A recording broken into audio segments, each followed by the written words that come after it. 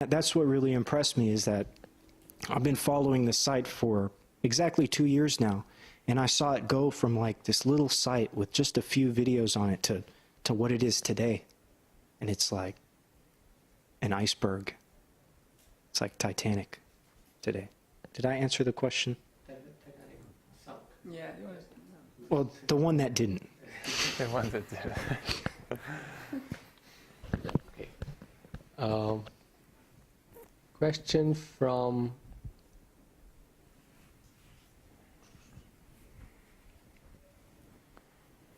I guess Ronald's question was answered.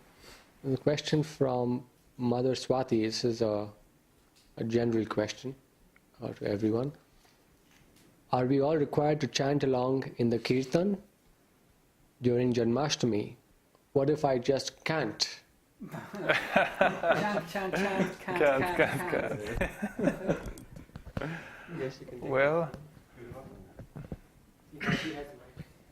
yeah, I have mic. Mother Swati, you have to practice. There's enough time that at least that you could get the tune right, you know. It's not like you have to sing perfectly, and when there's a group, usually it's not very noticeable, especially like 30, how many? Like 25 or something. So it's not going to be so bad if someone's a little off. But you should sing because, as we were saying, the music is so important. It would be kind of sad that people won't sing. So better practice, you have time. Yeah, download this program called Sing and See from singandsee.com.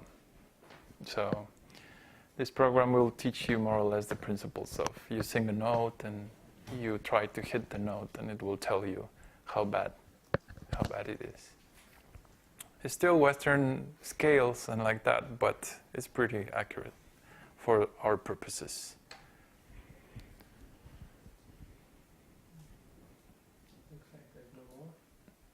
Okay. Anyone? Any question for Peter? No? Okay. Well, thank you for coming, Peter. It was nice to have your Thank you for having me. association. From our point of view, let me tell the other side of the story. From our point of view, any time someone new comes in, it's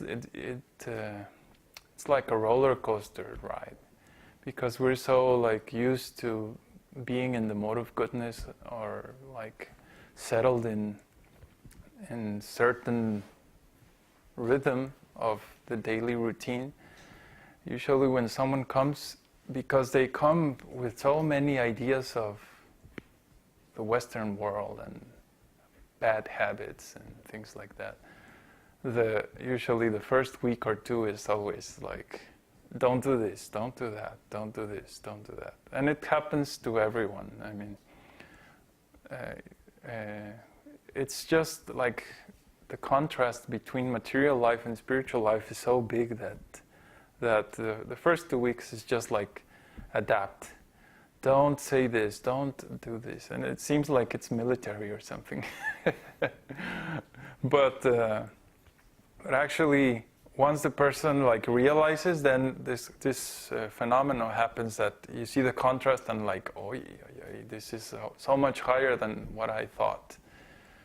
And this is usually the case when you're meeting someone like is dedicated to spiritual life or fully self-realized in case of Babaji. It's just like a big gap. So Peter came and took a while to adapt. But eventually, like the last 3 weeks, he stayed a month over here, a month and a week. So the last 3 weeks he started to get it. And by now he's like in the routine, and he's doing his service and everything is nice.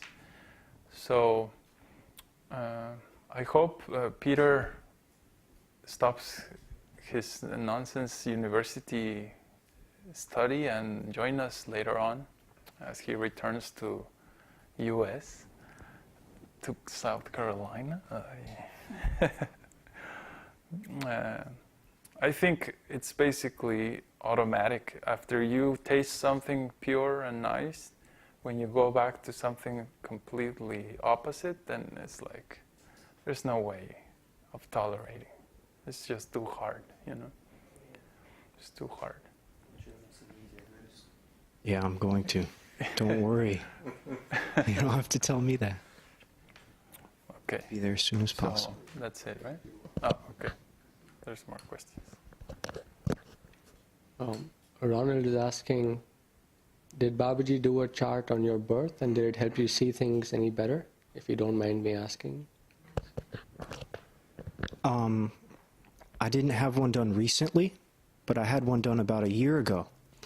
And it was very surprising because, like, for example, my Mars period, like about 2 or 3 years ago, my Mars ended and my Rahu period started. And like almost at the exact same time, I was doing extreme aggressive rollerblading very seriously for 12 years. And looking at the Yotish chart, it almost exactly lined up with my Mars period. And then when my Mars period ended and my Rahu period started, that's exactly when, you know, my interest in this sport stopped. And there's a lot of other things that, I mean, yeah, if you have a chance, get a Yotish chart done. It was very interesting, you know. I just had a very superficial preliminary one, but even that was pretty eye-opening, you know. A lot of influences in my life was brought, you know, it's all seen in the Yotish chart, the influences. Next question. Question from Divyesh. How did your friends and family react to you wanting to be spiritual?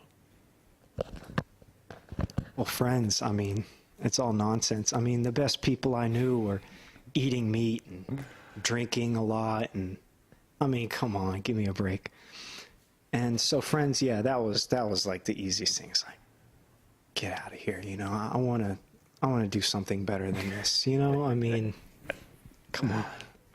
Oh, my family, they're like, they don't even get it.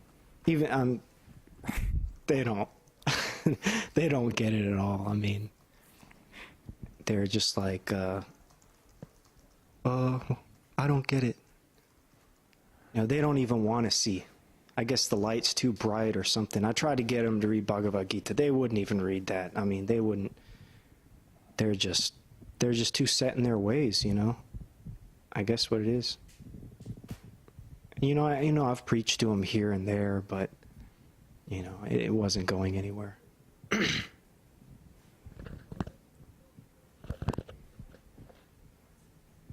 There's a general question from a new visitor called Keshab.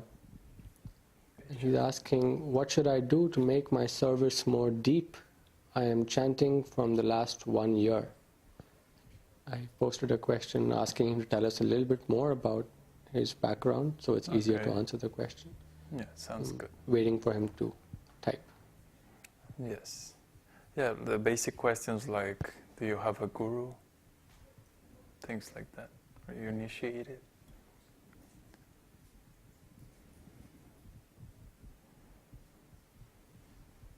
He says, I am from Nepal. I am in Sydney right now.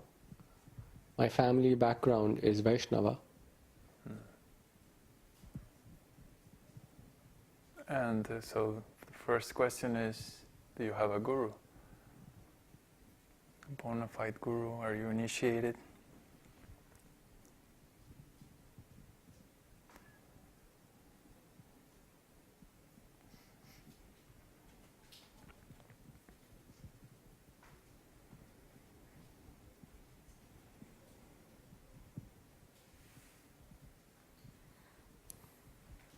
He says, I have talked with Babaji before. Okay. So I guess that means no guru. Or no initiation, at least. Okay, He says, I watch you guys every time. I see. Okay, well, there's these stages for spiritual life, and at the beginning is faith, then you start hearing from other devotees, and then you serve the spiritual master. What does it mean to serve the spiritual master? Well, there are several aspects to this. The first one is follow the instructions. Whenever you meet a guru, he will say, follow these principles, do this and do that. So that's the first thing you should check, if you're following the principles, chanting your rounds every day, things like that. This is the preliminary, starting to follow the guru. Then when you actually develop in your